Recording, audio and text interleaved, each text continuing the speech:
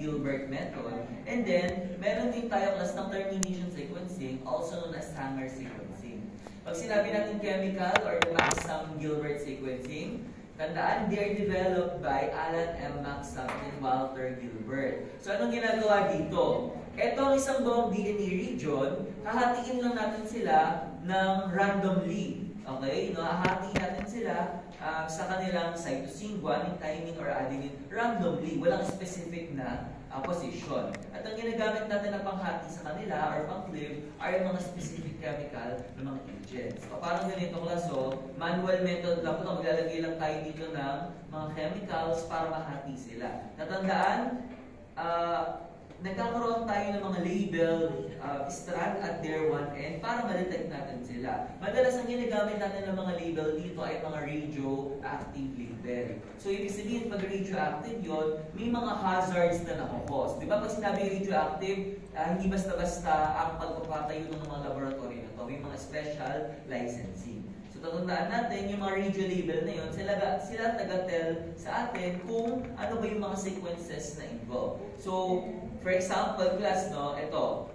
Pag gusto natin class na mahati sa mga letter G or sa mga guanine or sa mga guanosine na mga segment, okay? Gumagamit tayo ng dimethyl sulfate. Dimethyl sulfate. Kapag naman sa G at saka sa may letter E, tingnan nyo to, dimethyl sulfate. Lahat ng mga DNA, nahahati po yan sa mga guanine na side. So, lahat ng dulo nila ay guanine. Tandaan, dimethyl sulfate. Kapag naman ang hati nila is either sa may guanine or adenine, ang ginagamit natin class is the formic acid, Fa, formic acid. Kapag hydrogen naman, ang hati ng mga nucleic acid is cytosine and then thymidine. At kapag naman hydrogen at saka salt, ang hati nila is cytosine. So ano naman ang pakialam namin, sir, kung ganito ang hatian nila? No? Class, mahalaga na alam natin kung saan sila nahati para alam din natin or nakakode natin. O kunyari, gumamit tayo ng formic acid. So letter G at saka letter E lang ang mga dulo nito. Mas kaya natin silang i-characterize kasi alam natin kung saan sila nahahati. Tapos, bawat segment nito, nakita nyo itong parang iliwanag na to, class. No? This is a radioactive label. Ibig sabihin, itong buong sequence na to, kaya nating mabasa ang kanilang sequence because of the radioactivity emitted. Tatandaan, alam natin kung alam yung dulo kasi alam din natin kung anong chemical na ginamit, which is the formic acid. So hanggang letter G lang sila or hanggang sa may guanine lang sila. So itong mga class na to, no, itong mga radioactive labels na to, they will emit signal. Okay? After natin mag-electrophoresis. So, kaya natin silang i-identify based on the fragments on electrophoresis. Di ba pag sinabi electrophoresis class, pinag-ihiwa-hiwalay natin ng mga segment. Through electrophoresis, pag nag-ihiwa-hiwalay na sila, and through the chemicals that we have used, kaya natin makarakterize kung ano-ano ba ang mga nucleotide na nandito. So, thymidine, guanine, cytosine, depende dun sa pagkakahati-hati nila, at depende dun sa pagkakahiwa-hiwalay nila during electrophoresis. So, tandaan, para makapagbasa tayo ng Maxam-Gilbert sequencing, kailangan natin ng electrophoresis sa may bandang dulo. So, pag nag-electrophoresis na to, paano po mag-emit ng signal? Gumagamit tayo ng X-ray field. Di ba sa X-ray, nagbabasa to ng radioactivity. Eh, ano ba ang label na ginamit natin? Radioactive label. So, sa madaling salita, class, no, pag sinabi natin Maxam-Gilbert, ito ang isang buong DNA. Gagamit tayo ng specific chemical, formic acid, hydrogen or salt, mahahati-hati sila. Pag nahati-hati, maglalagay tayo ng radioactive labels. Para sa bawat fragment, may radioactive label. I-electrophoresis mo yun, mag-ihiwa-hiwalay sila depende sa sizes nila. So magkakatapat or magkakasama yung same sizes. Then mag-i-emit ng radioactive, mababasa natin sa X-ray field. Since alam natin yung pagkakahati-hati dahil tayo ang naghati doon, at merong i-emit na signal, malalaman natin kung ano ba ang mga composition ng sequence. Ay ito from cytosine to guanine, ito ang kanilang sequence because of the radioactivity. Sa madaling salita, ito ang DNA, ito ang gist, no? Ito ang DNA, hati-hatiin mo, tapos labelan mo ang bawat pagkakahati para malaman mo ano ang composition. Sa madaling salita, parang ito ang isang buong bahay. Gigibain mo yung bahay. Pero i-preserve mo yung bawat structure niya. Then titignan mo isa-isa kung ano ba gawa ang bahay. Gawa ba siya sa abaka? Gawa siya sa Tara, no? Ganun class, no? Malalaman mo based on the composition nung giniba-giba mo siya. Ganun lang to class, no? Tandaan, chemicals ang ginagamit dito at yung chemicals na ginagamit is medyo hazardous class. Medyo hazardous. Pati nga yung label, radioactive. So, natandaan natin yung class, no? Kapag electrophoresis na, yung mga darker bands, no? Ayun class yung mga location ng mga DNA molecules. Sabi nga natin, X-ray film ang ginagamit para mabasa via autoradiography. Anong advantage nito class? Advantage nito is that the fragments can be sequenced using the original DNA sequence instead of enzymatic copies. Walang kailangang cloning, walang kailangang PCR. Napakasimple lang. Di ba na-explain natin, no? Napakasimple lang ng approach. Gumamit ng chemical in electrophoresis, binasa sa X-ray film, tapos na. Ano naman class ang disadvantage? Chemical reactions are slow. Hazardous chemical tulad ng sinasabi natin kanina. At may mga minsan, may mga incomplete reactions, no? Dahil may mga limitation ng mga chemical. So this is what we call as the chemical method or the Maxam-Gilbert sequencing. Ano naman ang dideoxy sequencing, also known as Sanger sequencing.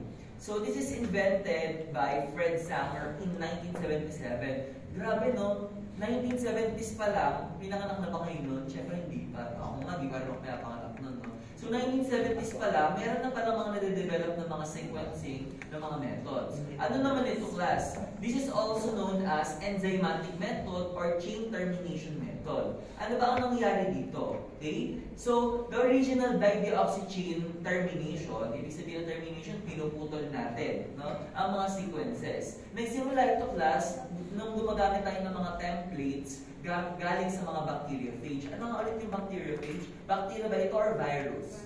Virus that infects bacteria. So yung mga bacteriophage na ito class, ito yung mga naging unang application ng dideoxy sequencing. Wala ninyo kung anong bacteria ang involved sa bacteriophage na ito. Gram-negative siya. Very common. Pag sinabi sa inyo, di ba bacti kayo next term? M sa MTAP. MTAP 1, di ba bacti kayo next term? Yes. Ang MTAP 1, bacti, no? So ano pag narinig niyo yung gram-negative? Sinong unang bacteria dapat may isip ninyo? Very good, E. coli, no? E. coli. Okay, E. coli is sa mga very common na mga isolates, no? So ang E. coli class, dati ang ginamit natin para na bacteria, para gumana yung bacteriophage. Tapos class, yung bacteriophage po na ito, okay, meron silang mga pinaproduce ng mga enzymes na ginamit natin, no? Para dito sa may dideoxy sequencing. Actually class, ang tawag natin dito talaga sa may enzymatic method ng sequencing is Sanger sequencing. In recognition of its developer Fred Sanger. Ano ba kasi ang composition ng ating Sanger sequencing? Unang-una, meron tayong mga primer. Di ba napag-usapan na natin kung ano ang primer? Saan involve ang primer? Starting the point of the sequencing or ending the point of the sequencing?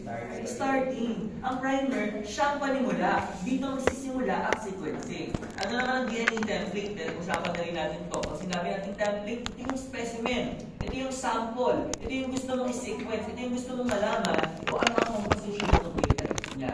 Ano ang DNA polymerase? Siyempre, ang enzyme na magbubuo ng ating DNA strand. DNA polymerase.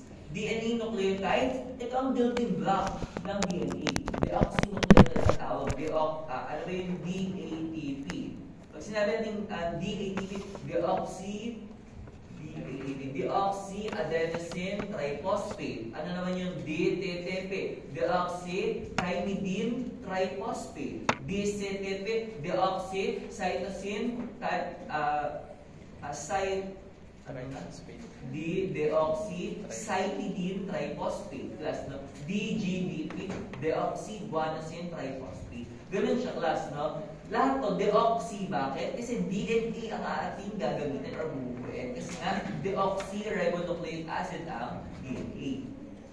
Siguro ang pinaka hindi familiar sa inyo sa components is itong DDNTP.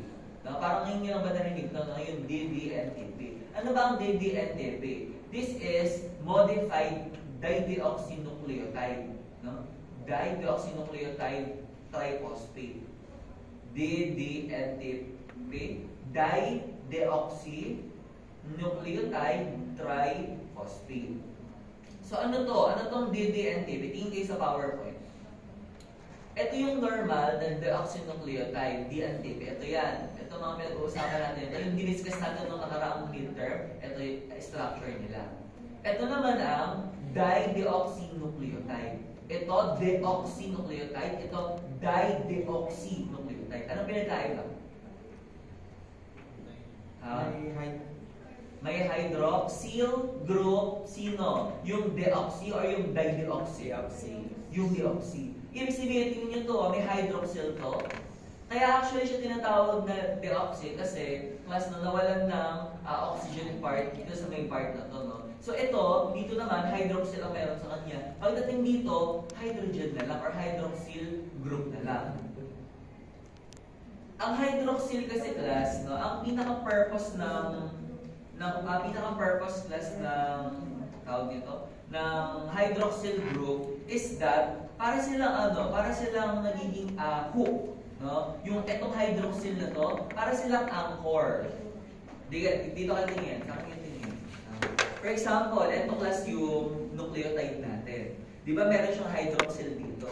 Pag gagawa ka ng isa pang isang buong sequence pa, yung susunod na nucleotide, di ba dapat papatong siya dito? Yung patungan niya, aangkla siya doon sa may hydroxyl group. Alam niyo ba aangkla? A-arc siya doon. A-anchor siya doon. No? Uhook siya doon sa hydroxyl. So, ang nangyari kapag dideoxy, di ba wala siyang hydroxyl? Pag walang hydroxyl, kahit na anong dikit ng kabila, wala siyang aangkoran. Wala siyang aangklahan. Matitigil na. Pag natigil na, kunyari, ang pinakadulo natin is dideoxy. Lahat ng susunod, wala na silang chance na bumili pa. Bakit? Wala silang aangklahan. Bakit? Kasi nawala yung hydroxyl group. Ito naman yung sir, kung wala nang aangklahan. Kaya ang tawag natin dito sa Sanger sequencing is, anong tawag dito? Chain termination method. Dito kasi, pinuputol mo yung chain. Bakit?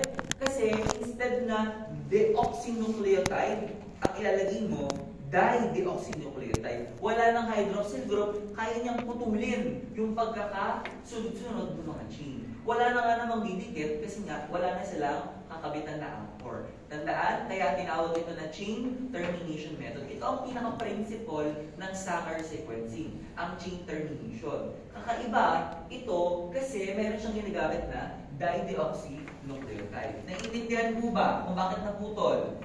Okay? Bakit nga ulit naputol? Anong nawala? Anong group? Yung hydroxyl. No? Hydroxyl group. Anong sabi ng cherries dito? O, tama, no? Ginagamit ito sa may whole genome sequencing, pero mamaya pa kasi yan. No? Ano ang step ng Sanger sequencing? Unang-muna class, no? Naglalagay muna tayo ng 1:1 mixture ng template at saka ng primer. Ano nga ulit yung template natin? Saan galing yung template? Reagent ba to or specimen natin? Specimen. Nakukuha lang tayo ng certain amount as a sample, yun yung gagamitin natin na template. 1:1 natin paghahaluin yun. No? Asa sa ba? Kaya ayan, 1:1, no? Then magde-denature tayo. Nung nag-PCR tayo, di ba na-discuss na natin yung denaturation? Pag sinabi denaturation, puputol-putulin natin or ma-unwind natin ang mga double helix ng mga DNA. Then, a-attach yung primer. Yun kasi ang panimula. Di ba pag sinabi primer, simula ng process. And then, magkakaroon tayo ng tinatawag na termination. Ibig sabihin, puputulin na. Paano nga ulit naputol? Kasi nag-add tayo ng mga dideoxy. Kunyari ito, ilalagay ko yung dideoxythymidine triphosphate. Mapuputol lang ito kapag nakarating na tayo sa may thymidine na sequence. O, di ba, letter T na. Tapos na. Kasi yung thymidine na to, since dideoxy sila, wala sila ng hydroxyl group. Wala silang aangklahan. So, tapos na. So, alam natin, sigurado tayo na hanggang letter T lang or hanggang thymidine lang yung ating sequence. Alam natin exactly yung putol. Yung kanina, random yung pagkakaputol nun kasi chemical method. Ito, alam natin exactly yung maputol, yung pagkakaputol. And then, magpa-perform tayo ng tinatawag na PAGE. Ano ba yung PAGE? Polyacrylamide gel electrophoresis. Parang yung kanina lang din naman, no? Polyacrylamide yung ginagamit. Polyacrylamide gel electrophoresis. So ang steps talaga nito, denaturation, para natin i-denature, i-heat muna natin. No? Parang yung PCR, di ba ang denaturation is around 92 to 94 degrees Celsius. Napakainit talaga, almost 100 degrees Celsius talaga sila. Okay? Then, yun nga, no, after nga ma-denature, sabi nga natin, primer attachment, kakabit na. Then, mag-a-add tayo ng mga bases, and then, mata-terminate. Then, lastly, electrophoresis para mabasa natin. Natandaan, kaya tayo nag-electrophoresis para mabasa natin yung mismo mga sequences. Di ba naputol-putol o tulad ito? Alam natin yung pagkakaputol kasi specific yung ginamit natin ng mga dideoxynucleotide. Ano ang mga uses nito? Okay? We can code for different bacterial plasmid. We can also use them to generate high quality sequence. Ibig sabihin, yung sobrang alam mo talaga yung mga mismong mga sequences. And particularly, pwede itong magamit sa mga long stretches of DNA. Pag sinabi natin long stretches, siguro mga nasa 900 bases yung mga kaya nito. Okay? Mga 900 base pairs. Pero ang pinaka-problem natin sa Mesaner sequencing, they are expensive and they are inefficient pag malalaking mga skills na. Remember, napakatrabaho nito kasi isa-isa mong aalamin. Tingnan nyo, bawat sequence, electrophoresis, paano na lang kapag sobrang laki nung genome na i-identify natin? Di sobrang patong-patong na ng mga sequence dito, ang hirap na i-identify. So hindi siya applicable kapag very large scale ang ating pag-aaralan. Okay? Diba pag ako minsan pag ako yung nagtuturo class, kapag ang topic is very wide ang scope, madalas hindi ko na masyadong binibigyan ng very specifics. Kasi nga, ang hirap nun, no? Kapag ang laki ng aaralin ninyo, tapos magiging specific ka pa sa bawat portion, baka bukas na kayo matapos. Sa MU, di ba napakabilis ng pangyayari sa lahat ng bagay? Kumurap ka lang, finals na. Di ba sa MU, no? Hanggang ngayon, mag-1 year na ako sa TRISEM, hindi ko pa rin ako maka-adjust dun sa may TRISEM. No, mas sanay pa rin ako sa may... Well, kasi naman, ilang taon ako nagturo ng semestral. Kaya parang mas nasanay ako doon. Homegrown ba kayo sa NU? Hindi. Transfer kayo. Saan ko lang? Ay, sa FU, di ba semestral sa FU? Ang tagal ng isang sem doon eh. Yes, mahaba ang time bumawi. Yun nga lang. Sa FU ba team teaching pa din? Like, iba-ibang teacher sa isang subject. Depende the third year. Sa FU Manila ka. Kasi ang kilala ko lang na FU yung NR eh. Alam niyo yung NR? Yung sa NRM. NRM. Doon kasi kami natin nakatira. Di ba sa QC yun? Yes. For the Sanger sequencing, sabi nga natin, ang pinaka-limitation is hindi po pwede sa mga large scale. No? Okay lang naman tayong mag-sequencing ng ganito kapag maliliit lang yung sequence natin. Okay? Pero kapag large scale na, mahirap na po ito. Okay? Next na part of sequencing class is automated fluorescence sequencing. Hulaan ninyo, ano lang ang nadagdag dito? Yung fluorescence. Okay, paano ginagawa to? Meron tayong dalawang approach. Merong dye-primer sequencing, may dye-terminator sequencing. Sino ang may approach na pag-start of sequencing? Yung primer or yung terminator? Siyempre, yung primer. Okay? At kapag naman terminator, yung pagpapatapos na. Okay? So, ano bang class yung nagiging labels natin dito? Kapag dideoxyadenine triphosphate, green dye ang ating fluorescent label. Kapag naman cytosine, blue dye. Pag guanine, black or yellow. Pag thymidine, red. Palatandaan ko lang dito nung nag-aaral ako dati, di ba, letter A, adenine. Kasi ito, green. Palatandaan ko, apple green. No? Tapos yung C, cyan blue. Di ba ang cyan color blue? Yes. Cyan, C-Y-A-N. G, ano tatandaan ko? G, ang G is parang gold, no? Ang gold, parang yellow. O paano i-correlate yung black? Di ba may kanta dati na black and yellow? Black and yellow, black and yellow. Saan talaga yun? Di ba? So, gano'n siya kaya correlate. No? Ang T, Ang T is, ang favorite ko kasing hotdog class is Thunder Juicy. Pag bumibili ako sa Ihawan, pag bumibili kami sa Ihawan, tinatanong ko lagi, no, TJ mo ba itong ano nyo? Itong hotdog nyo? Pag sinabi na, oo, Thunder Juicy, saka lang ako bumibili. Ano bang kulay ng Thunder Juicy? No? Red. Kaya, ang letter T is red. Okay, bahala kayo sa buhay ninyo kung gagamitin niyo yung mga ganun. Na-OTE nyo pa ako na corny ng jokes, ha? Ang lakas ng loob nyo magsabihin ng corny yun after ninyo gamitin yung jokes. No? Bahala kayo kung paano nyo i-inventoyin, no? Basta ako yung patandaan ko na, no? So ano nga ito ulit class? Ang mga primer natin, may mga label na may mga kulay. Sabi nga natin, iba-iba nga kulay. Ano nga ulit kapag guanine? Guanine tuloy. Pag adenine class, dideoxyadenine triphosphate, anong kulay? O letter A? Green. No? Kasi ang palatandaan is? Apple green.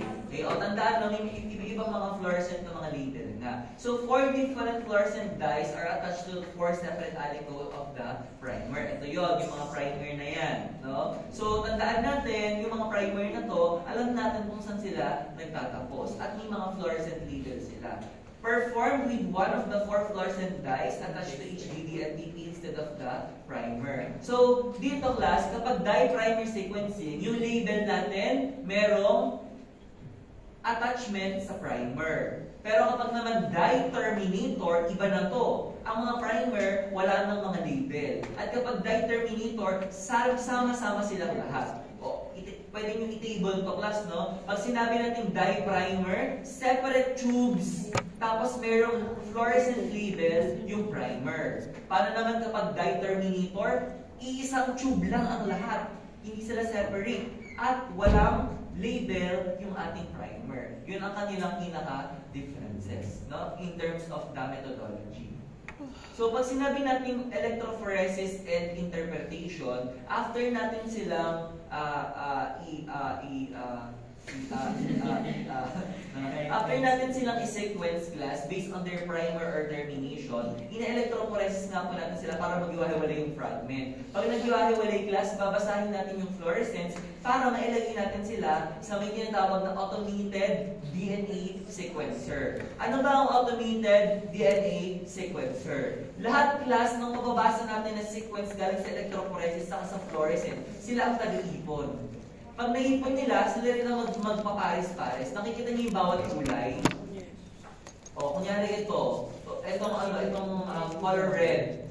Ano ang dideoxynucleotide natin dito kapag color red?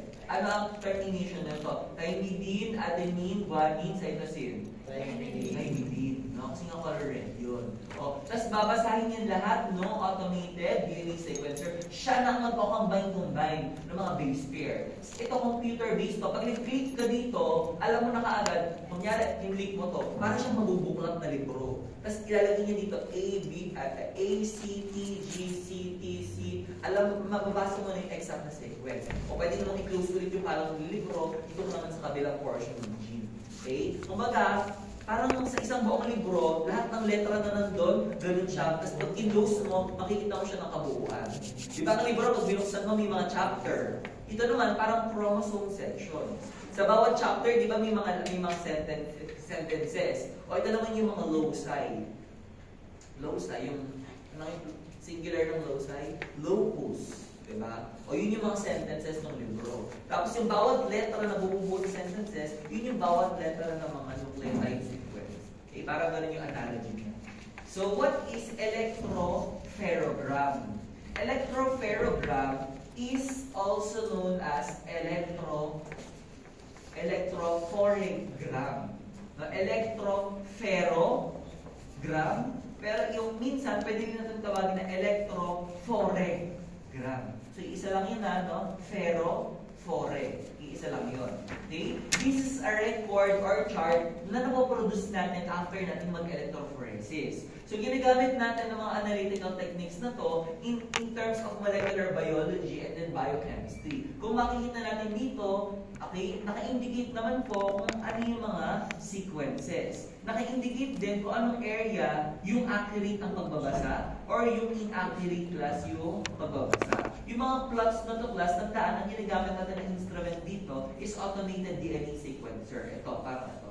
Automated DNA sequencer. Tatandaan yung mga graph na nabubuo na to, electropherogram or electrophoregram. Okay, one of another sequencing technique na ginagamit din is pyro sequencing. Pag sinabi natin class na pyro sequencing, this is an example of a method na dinesign natin to class to determine different DNA sequence without the use of sequencing ladder. Kasi mula yung kanina sequencing ladder tayo no? Yung parang padugtong ng padugtong. Ano ang pyro sequencing? The principle of this one relies on the detection of the pyrophosphate released on the nucleotide. Ang kagandahan sa pyrosequencing, walang gel. Hindi na tayo ganung dito, no? Gagamit ng mga polyacrylamide gel. Walang mga fluorescent dyes at walang dideoxynucleotide. Ano ang kanilang mga components? Merong single-stranded DNA, merong primer, merong sulfurylase at saka merong luciferase. Dalawang substrate natin, yung APS, adenosine 5-phosphosulfate at saka yung luciferin. Yung luciferin class, kapag na-breakdown yan ng luciferase na enzyme, humiilaw yan sila. Kaya tinatawag ito na pyrosequencing. O paano ginagawa to? Tingnan natin dito, class. No? Ito ang ating template strand. Kakabitan niyo ng primer para makabuo tayo ng mga new strand. Habang bumubuo tayo ng new strand, bawat dagdag ng mga nucleotide, may nare-release na pyrophosphate. Yung pyrophosphate class, magre-react po yan doon sa may ating luciferin, no? At saka sa may through the use of ATP, mag-breakdown ang luciferin into oxyluciferin. Kapag naging oxyluciferin na siya, meron ng liwanag na mabubuo. Ito ang mas detailed na version. Ito ang DNA. Pag nadagdagan sila ng dinucleotide, through the DNA polymerase, mag-yield tayo ng DNA na nakabitan ng dinucleotide. Tapos ang byproduct nila is the pyrophosphate. Ang pyrophosphate, pag dumikit siya, class doon sa may APS, no, class, no, yung adenosine 5-phosphosulfate, through the enzyme sulfurylase, merong ATP na ma-generate. Yung ATP, kailangan yan ni luciferase para mapag-break niya si luciferin into oxyluciferin. At kapag naging oxyluciferin ito, liliwanag yan. Yung liwanag na ating makikita is mababasa natin class as a light signal gamit ang instrument na luminometer. No? Luminometer. No? Tandaan, luminometer. Liwanag ang nababasa niya. Then ang step 3 dito, yung nagamit yung mga unused na nucleotide because of the aperase enzyme, mababalik lang din niya into phosphate para maging ATP ulit hanggang sa may maging AMP ulit or ATP or AMP. So na-generate or na-replenish lang ulit yung mga phosphate natin because of the aperase para tuloy-tuloy yung ating segment.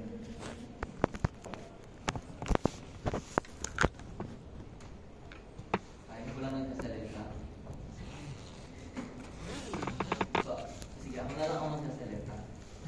For example, no, itong class yung ating DNA segment, meron DNA polymerase, bawat kabit ng nucleotide, may nag-generate na pyrophosphate. Doon magkakaroon ng ATP, pag merong ATP, makakonvert yung luciferase into oxyluciferin, may liwanag na lalabas. Okay? Tapos yung mga natanggal na nucleotide, si aperase, i-replenish na po nyo ulit yun. Okay? Nagets po ba? Ulitin natin ha. Merong DNA polymerase, may mga kakabit na mga nucleotide. Bawat kabit ng nucleotide, hindi mag-generate ng pyrophosphate. Yung pyrophosphate, kakabit sa ATP sulfurylase. Yung ATP sulfurylase, nakaka-generate ng ATP. ATP, kakabit sa luciferase, magiging oxyluciferase. Magkakaroon ng light, tapos malagyan ng luminometer. Yung nucleotide class na na-generate na hindi nagamit, si aperase, i-replenish na yun para meron ulit na pyrophosphate. Ang bilis kasi ng Nagets po ba yung class? Kung paano nagkakaroon ng liwanag? Okay. The last topic is the next generation sequencing. Ano naman ito ultra-high throughput. Di ba interns kayo sa extern, no? Ano ba ang ibig sabihin ng ultra-high throughput? Ano ibig sabihin ng throughput? Yan, sinabi sa inyo, no? Ang method kasi na to ay high throughput. Sabi sa inyo ng staff. Anong ibig sabihin? Yung machine na to, high throughput. Ha? Ano ibig sabihin nun? Sige, kahit ano lang. Kahit ano lang. Wild guess. Ayaw nyo? Mataas yung accuracy ng output. Close. Basta close, no? Mataas, high. Alam mo kayo sa online class na ayaw nito lang kausap. Sensitive. Sensitive. Malapit na. Yung size, sobrang lapit na. Throughput. Sige, serious na. Specific. Pag sinabi natin ultra high throughput, okay? Pag sinabi ang machine na to ay merong mataas na throughput, mataas, high throughput. Ibig sabihin ng class, no, marami siyang kayang gawin. Pwede itong i-apply, mataas ang capability niya to process a lot of samples. Kaya natawag na high throughput. Okay? So, this instrument has the capacity to sequence large volume of sample. Alam niyo, class, no, pwede ang next generation sequencing, ito yung ginagamit natin for whole genome sequencing. Now, for example, itong isang buong bacteria na to, lahat, pag sinabi kasing genome, this is the entire gene of the certain individual or certain organism. So, for example, itong bacteria na to, gusto mo i-sequence ang kanyang buong pagkatao. Kumbaga, kilala mo siya hanggang sa may pinaka last nucleotide niya. Pwede gamitin natin is next generation sequencing. Sir, bakit hindi mo pwede sa Sanger sequencing? Kasi di ba sa Sanger, hindi siya applicable sa mga large scale. Pang maliliit lang siya. Very tedious, very laborious na kapag mga large scale kapag Sanger. Alam niyo kasi narinig niyo na ba yung wala pa akong sinasabi, hindi na. Narinig niyo na ba yung tinatawag na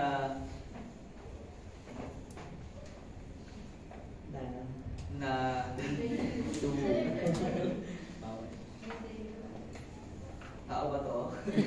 Ano nga yung class? Wala nakalagay. Yung the Human Microbiome Project. Parang sinabi mo na yun, sir. Ha? Parang sinabi mo na yata nung nakaraan. Oo, parang nasabi ko na. Parang yung first time na yung isang buong tao class is na sequence natin. No? Ang ginamit talaga class na sequencing method doon is the next generation sequencing, Human Microbiome Project. Okay. Yun din naman ito ko. Yung sabi ko parang dapat 50 years yung nakwento ko na. Alam yun eh. Sabi ko dati parang 50 years dapat yung nakalaan. Tapos thousands of molecular biologists yung nag-contribute. So tapos lang nila yun na parang 11 years or 30 years. Ganyan. No? So napakabilis nilang natapos. First time in the whole wild world na na-sequence ang isang buong genome ng tao. Napaka-complex kasi ng tao, di ba? So tandaan, next generation sequencing yun. From thousands to millions of DNA fragments, simultaneously sinisequence, kaya ang dami nating na-generate. Okay? Sorry na, no? Kung medyo tapo ako ngayong araw. Kasi nga, di ba ako? Kayo ba, ilang oras ba yung tulog? Parang ang tulog ko lang is 3 hours. Ang dami nangyari kahapon kasi accreditation, no? Tapos after ng accreditation, birthday ako kagabi. Kaya, hindi ako nakatulog kasi late na late ako umuwi sa may bahay. Tapos tinanong mo 7 p.m. ba yung class? Pero tinanong mo, gumagawa pa rin tayo ng trabaho natin. Pwede hindi ka na nagpa-online. Hindi na ako nagpa-online. Ay, hindi ako hindi ka. Kasi face-to-face yung modality. So, ganun talaga ang mga bagay. May mga times talaga na kahit pagod ka, kahit gutom ka. Di pa ako nag-breakfast eh. Tapos payat pa ako. Bakit tayo to breakfast mo na, sir? Ano gusto mo, sir? Wala naman akong gusto. Sinasabi ko lang na as an instructor, nararanasan yung ganito. At as a student, nararanasan nyo rin panigurado yung ganito. Nang ipapasok kayo ng ng pagod, kuya, minsan gutom din. Pero nagko-quiz pa din.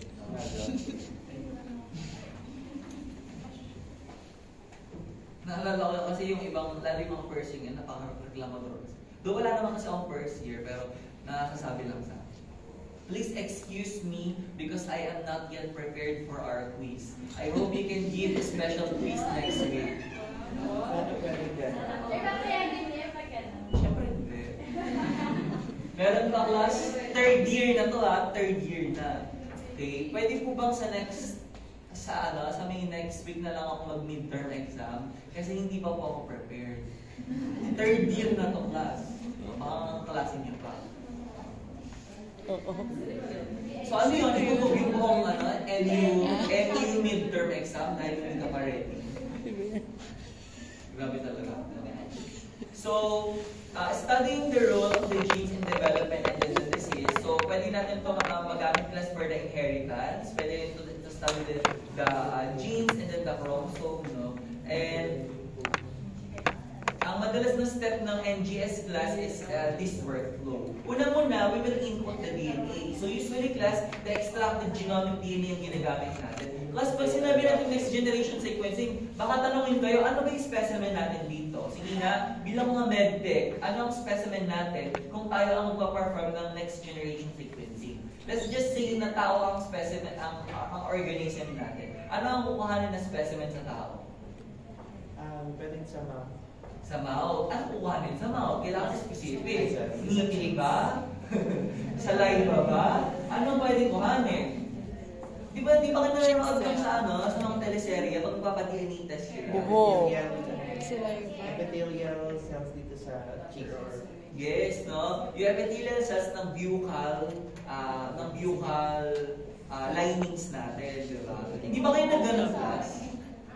Nag-buccal smear na ba kayo? Kumuha lang kayo ng medyo blunt na edge ng steak. I-scrape nyo gano'n yung buccal cavity. Ano bang kailangan dito makuha natin?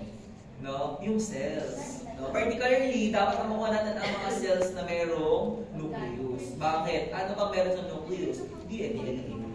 Blood ba? Pwede ba sa next generation sequencing ang blood? Hindi. Pwede ba ang blood? Ganito lang yan. May cells ba ang blood? Yes. Meron. Yung cells ba na yun may nucleus? Wala. Meron. Wala. Ano?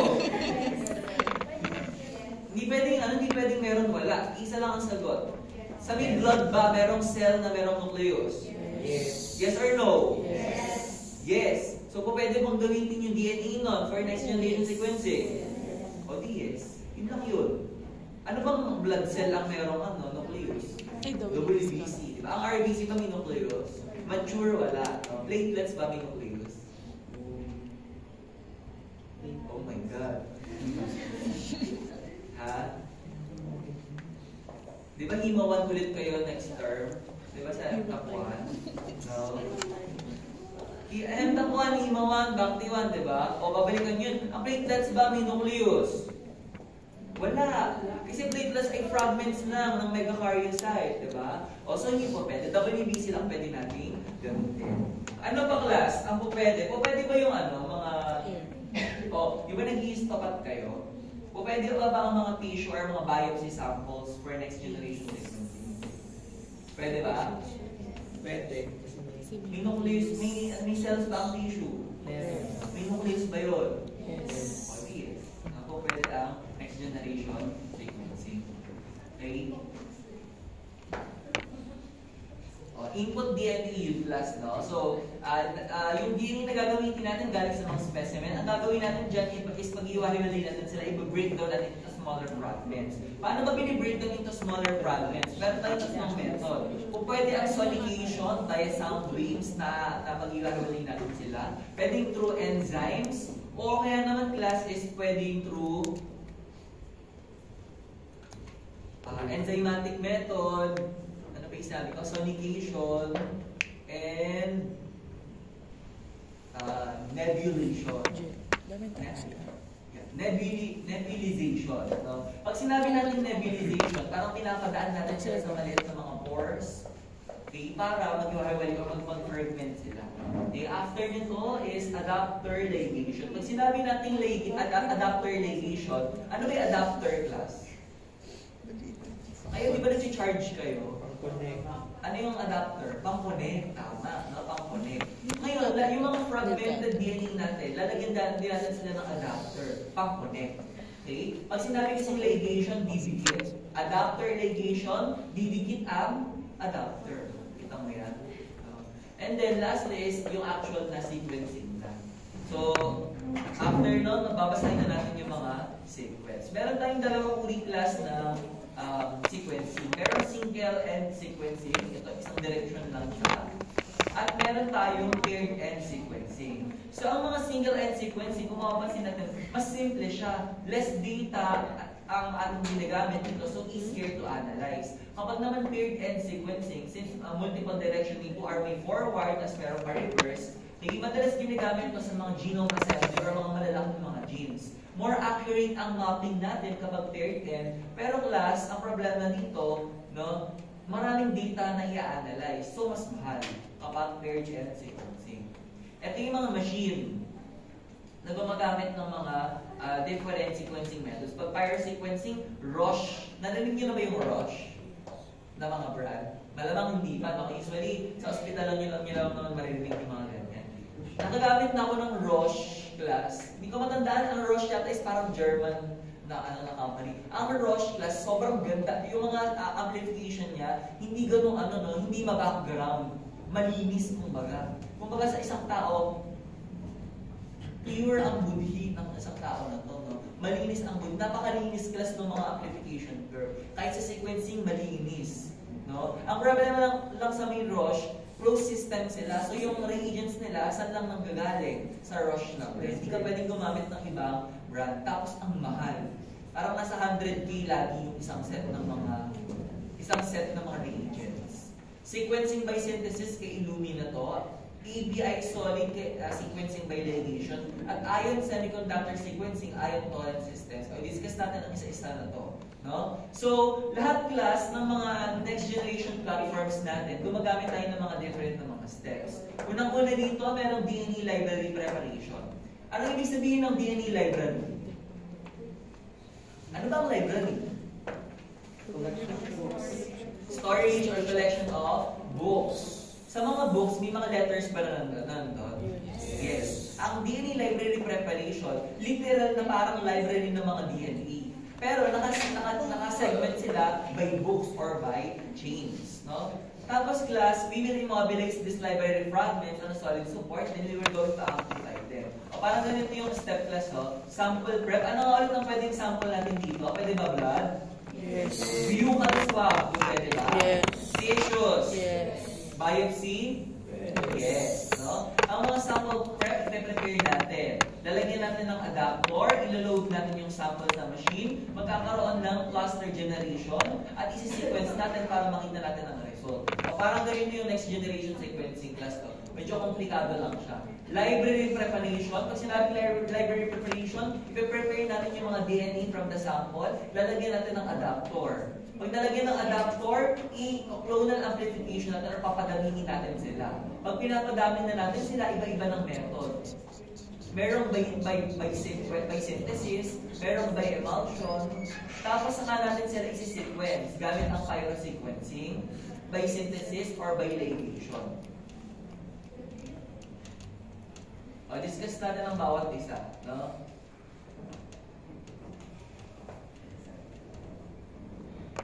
Na-discuss na natin ito, class. Okay, pyrosequencing. Pag sinabi natin, class, na pyrosequencing, the principle is that they will detect light produced by the pyrophosphate. Di ba na-discuss na natin ito, yung pyrosequencing? Yung luciferin magiging oxy-luciferin. Iliwanag, ano ang tagabasa nun? Lumina Homes. No? Anong anong tagabasa ng liwanag? Meter. Very good. No? Luminometer. Tatandaan no? Luminometer. So, yun yung parang pinaka-principle ng pyrosequencing. O, tingnan nyo to, class, no? So, ang first step natin, meron tayong DNA. Lalagyan natin ng adapter. Pag nagkaroon ng adapter class, itong sample natin na to, i-amplify natin gamit ang EM-PCR or emulsion PCR. And then after, ipapyrosequence natin sila para magkaroon ng reagents. No, itong EM-PCR, ang ibig sabihin nito, emulsion PCR. Water in oil ang ginagamit natin dito na media. No? Kaya emulsion, water in oil.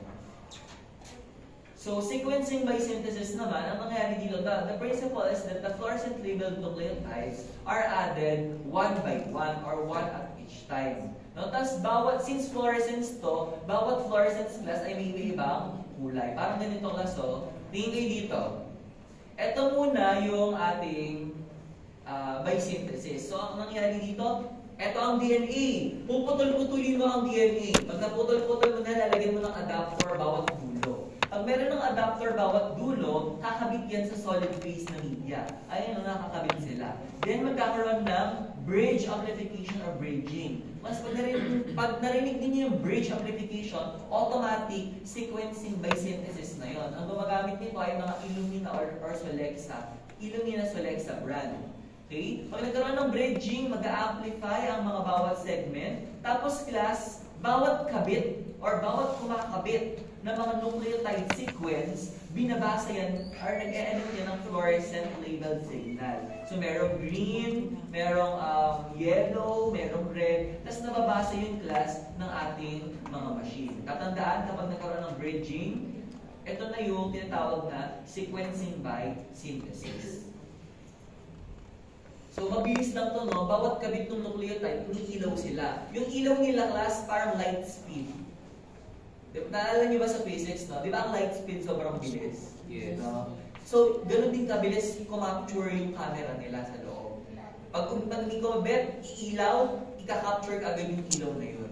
No? Sobrang bilis na ito. Kaya nga mahal yung mga ganitong mga systems. Lastly is sequencing by ligation. Ito hindi tayo magamit ng DNA polymerase dito in comparison with synthesis, in comparison with sequencing by synthesis. Applied biosystem or the solid systems ang ating mga brand dito. Ang principle, fluorescent labeled oligonucleotides are also ligated to the DNA template. So dito last, ang nangyayari dito, no, merong ligase na ginagamit. Ito ang pinaka-keyword dito, no, ligase. The ligase will seal the nick or yung mga fragments ng mga butas. Pag may mga kumabit dito ng mga segment, may mga fluorophore na natatanggal, yun yung iilaw class. Huwag natin kakalimutan, solid sequencing.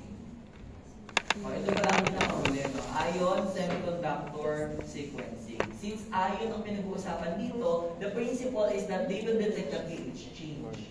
Diba? Hydrogen ions kasi, no? Pag nare-release ang hydrogen ion, nagkakaroon ng change in the pH. Tatandaan pag narinig yung ion semiconductor, pH change ang ating basihan ng detection.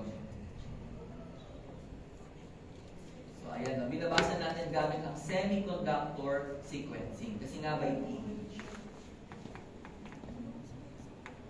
Okay. Sa mga machine class, naka-computer tayo lagi dito kapag mga next generation sequencing machine. Sa mga machine, ano ang file format ng mga files na galing sa Word?